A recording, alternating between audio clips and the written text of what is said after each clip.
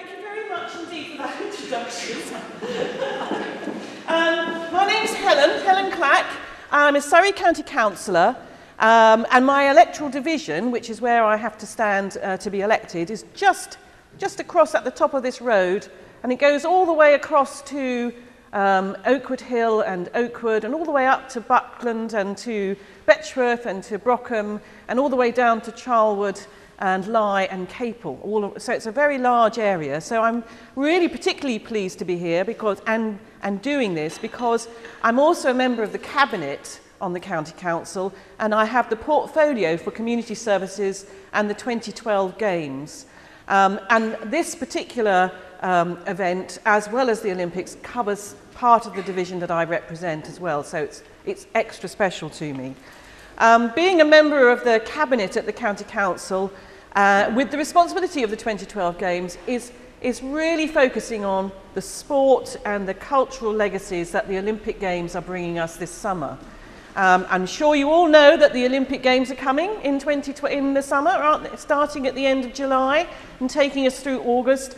And we're really excited because the first Olympic event is going to be the cycle event, the men's cycle event, which is going to be coming down from London and round Box Hill and off back up to London after it's done its tour. And we're really hoping that that event will see our first Great Britain gold medal. And that's what we're all hoping for. So I'm going to talk today, though. Whose is that phone? Okay, pay a fine. So how many people here have got bicycles?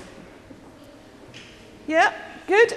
Yeah, and do you all like cycle racing? Have you seen it being done on the television, or have you ever seen a cycle race going round? Well, this is really, really exciting for us because the Tour of Britain has anybody heard of the Tour of Britain before? Have you been looking at the Tour? Yes, young lady down here, that's good. And the Tour of France, have you seen the Tour of France as well on the television?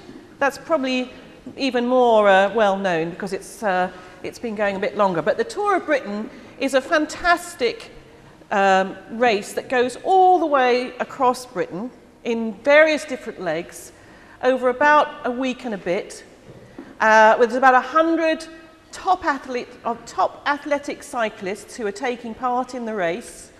And as they go around, they start to establish themselves as the leaders and the winners, etc. And everybody watches it and gets really excited and comes out onto the streets as it goes through their areas. And what's really exciting today is is that we now know that the very last leg of the race, the very last leg is going to be coming through Surrey. And it's going to be starting over at the Priory at Reigate, and there's a map here on the wall and one behind me. And it's going to be going all the way around our rural areas, and it's going to go past your road, past your school, at the end of your road. So I'm hoping that you're all going to be allowed to come out and watch it go past, because that would be really good if you would wave your GB flags and Union Jacks and things like that. So hopefully you'll be able to come and do that and watch the race, building it up over the previous week as the finals come to this part of the world. There's not just going to be cyclists wishing past, there's also going to be a convoy of police and support vehicles, etc. So there's going to be a massive convoy that comes through, and that's going to be really good to watch as well. And of course it's going to be on TV and to be watched across the world, so if you do manage to get out and see the race come past, which I'm sure you will, you'll be on telly. And people will be saying, oh, there's some nice school children, look at them. We must go and see that school and give them lots of support. Eventually, the race will finish at Guildford, which is a town not far away from here. After cycling about 100 miles, they'll finish at Guildford. And the very last bit of the race, they've got to ride very, very fast indeed over lots of cobbled roads, which is going to make it very bumpy, isn't it? Very challenging. And they've got to have a lot of hills to climb and come down and up as they go along. And I'm going to show you a little film now that shows you a little bit about what happened last year. And then we're going to introduce some people who are from the Tour of Britain group, and they're going to tell you even more about it, and you can ask us all questions later. So let's have the film. Thank you, Paul. I hope you all enjoyed the video. So I'm Peter, one of the organisers of the Tour of Britain, and in a minute my colleague Andy will tell you a little bit more about the Surrey stage and what you can expect. I was going to start off by asking you all, have you heard of the Tour de France? But my question was stolen. So instead what I'll say is this July, we've already mentioned the Olympic Games road race that will be coming through Surrey, but also there's the Tour de France. And if you watch the Tour de France, you'll see many of the names that you'll also see in the Tour of Britain. Hopefully some of you there will have recognised the names or maybe even the faces of Mark Cavendish or Bradley Wiggins. They're both riders that have taken part in the Tour de France and the Tour of Britain in recent years and done very well. We get over 1 million spectators at the roadside each September at the Tour of Britain. It's completely free to attend, so what we want is you to go home, tell your friends, your parents, family, neighbours, tell them all about the Tour of Britain and tell them it's completely free to attend. So we'd like to see everyone at the roadside this September. It's the first time we've come to Surrey and we're really looking forward to it. The Tour of Britain is 8 days long. This year we start in East Anglia at Ipswich, and we've got stages in East Anglia, across the Midlands. We've got a stage finishing at a safari park in Liverpool, so hopefully the tigers and lions won't eat any of the riders before they make it to Surrey. We've also got stages in Scotland, Wales, the southwest in Devon, and then Surrey. You'll see the pictures from the video of many of the stages. Next year, there'll be pictures from Surrey, and maybe you'll be on some of those pictures. It's a big year for sport in Great Britain, obviously with the Olympics. There's lots of other things going on. The European Championships, of course, Tour de France, which we've got British contenders for, and then the Tour of Britain comes, hopefully, at the end of what will be a great British sporting summer.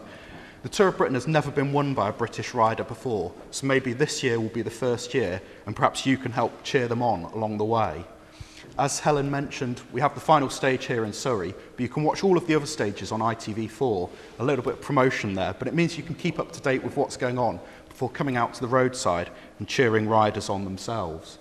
As you'll see around me, there's a few jerseys. This is the jersey that the race leader of the Tour of Britain wears. You'll see it's got a white box in the middle. That's because it's the actual jersey they wear. They put their logos in the white boxes. Similarly, there's competitions within a competition. So we have a Skoda King of the Mountains jersey, of which there'll be some more in a minute, and also Yodel Sprints jersey. On each stage, we pick out hotspots where these take place. And my colleague Andy, who is the man responsible for designing the stages, will explain about those in a minute. Before I hand over to Andy, you'll see the maps, a sort of picturesque one there, and then a more detailed one there, so you can explore where the stages go. My colleague Andy and our team put together with Surrey County Council an exciting and attractive route, and as has already been mentioned, the 0 kilometre, so where the action really starts on Sunday the 16th, will be at the bottom of your drive, so we hope to see many of you there.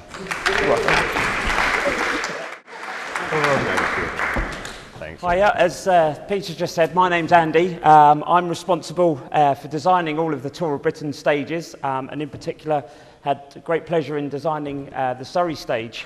The Surrey stage is nearly 142 kilometres in length, which equates to 88 miles. All the stages are done in kilometres as it's an internationally recognised distance. So you'll hear of all the stages spoken about in kilometres rather than miles.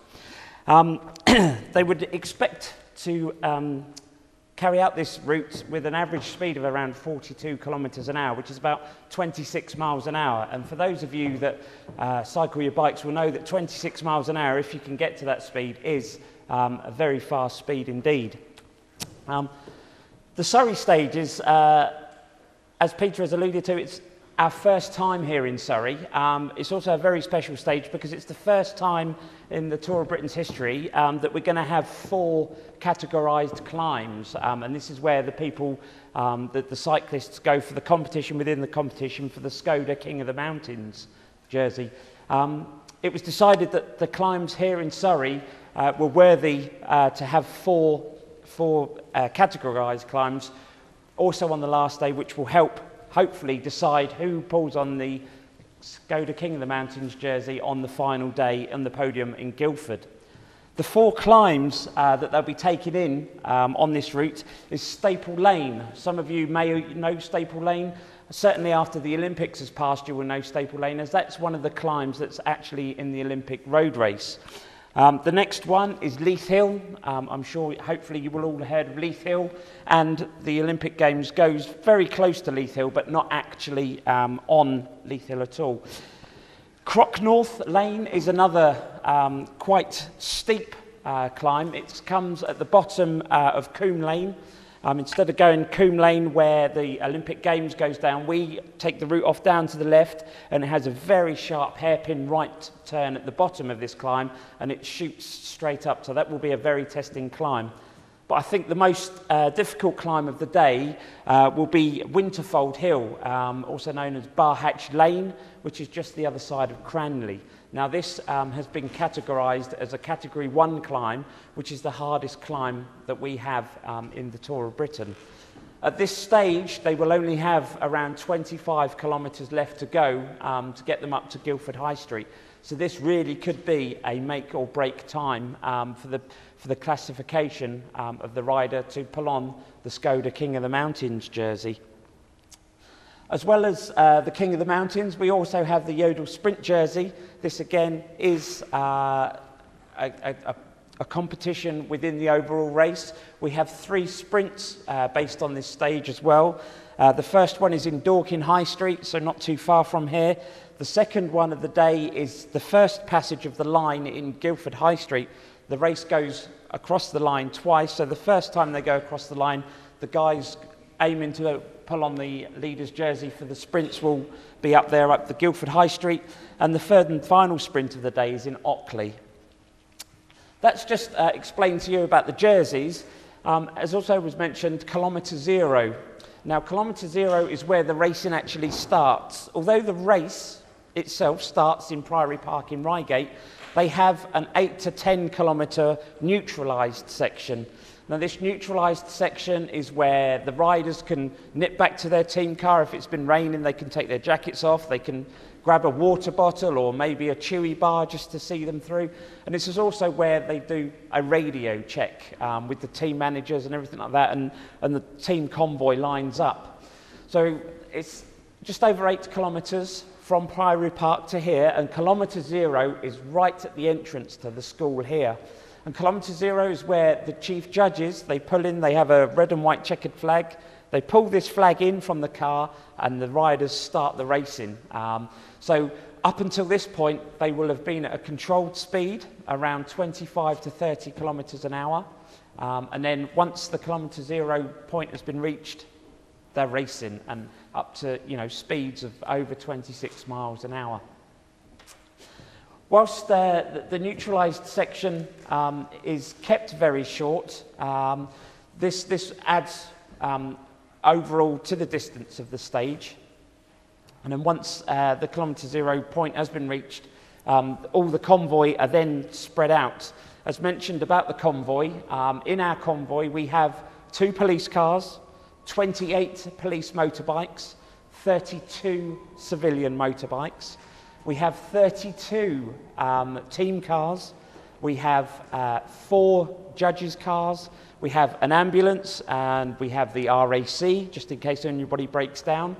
And we also have, who else do we have? We have 1 final police car at the back. So, and we have helicopters, helicopters above. So just the spectacle to see all the vehicles coming along is an amazing sight to see.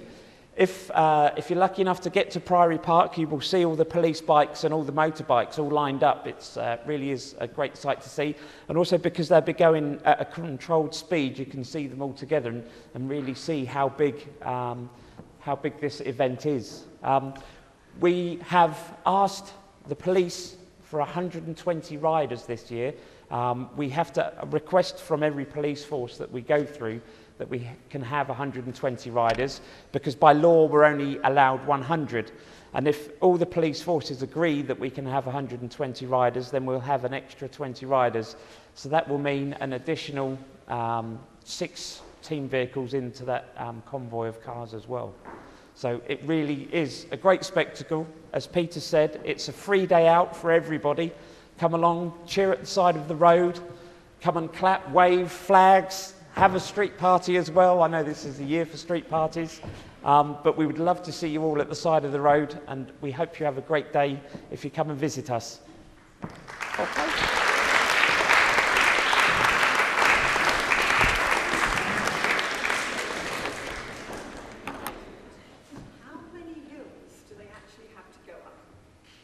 In this stage or in... This stage? In this stage, it's very hilly, yes. They obviously, I've mentioned the 4 categorised climbs that they have to go up, but there's probably another, as you can see from the profile here, we have a quick count to 1, 2, 3, 4, 5, 6, 7. 40. There's about, I would say, about 24 climbs, 24 hills they have to go up in total. We do come down, yes, yes.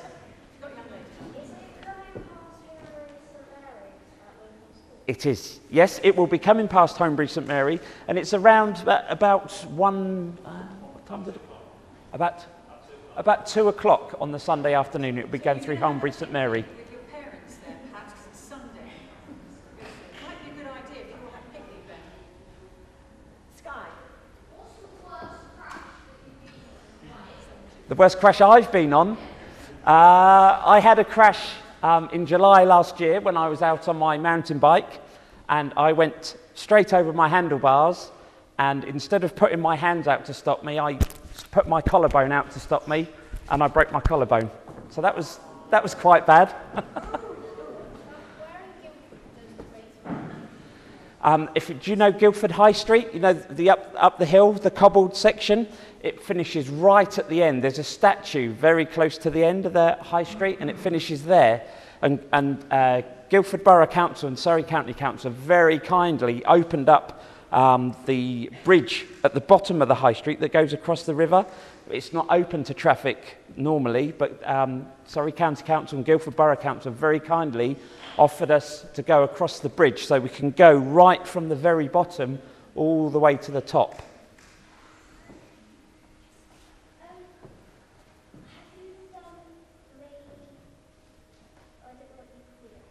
The route?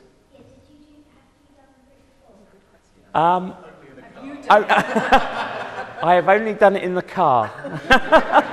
And the hills are very steep. I will be going out on my bicycle in the not too distant future, and I will be riding some of it. So yes, but I've driven all the other 7 stages as well in a car.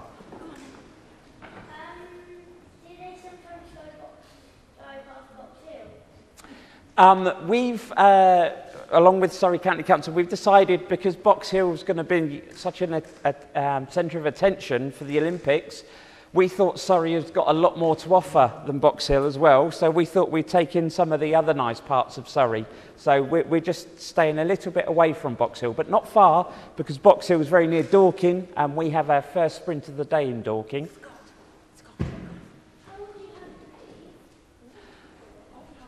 How old do you have to be? I think 18. Because there's various stages of cycling. You get under 12s, then youth, juvenile, junior, and then once you hit 18, then you're into the sort of grown-up ranks of the sport. So I don't know who the youngest. I don't know if Peter knows.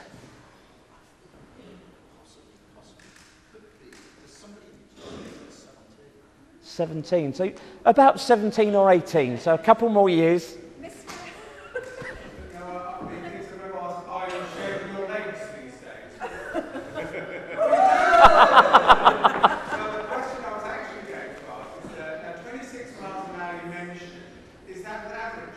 That's an average speed. We work, we have an ETA that runs on our expected schedule, and our expected schedule is for the stage to run at 42 kilometres an hour, 26 miles an hour. Times when they're doing 15 to 20 miles an hour, do they have to respect speed limits? No. No, we run on what's called a section 16A, which is a road closure. So it means that the rules of the road don't exist because the road is closed. So we have to apply for this road closure to enable us to do this. So this means the cars that are in the convoy, the cyclists and everything, they don't have to obey. If What kind of speeds are they hitting coming down? they would be hitting, some of the ones at the front would be hitting probably 60 miles an hour or more. Yes. What day is the bicycle race? What day is it? Yeah. It's Sunday the 16th of September.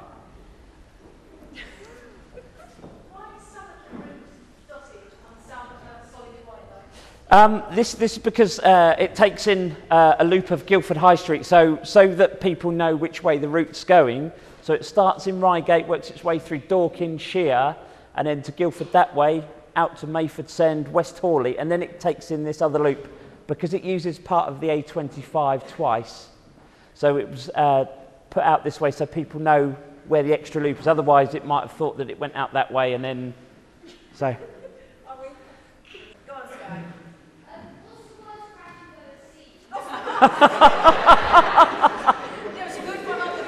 Yeah, did you see the one on the film? That was brilliant. That was Geraint Thomas and Ian Bibby. They were going for a sprint in Devon, Somerset last year, and Ian Bibby's wheel folded in half, so it flicked him over the handlebars, and Geraint Thomas crashed into him. So that's quite possibly one of the worst ones I've seen.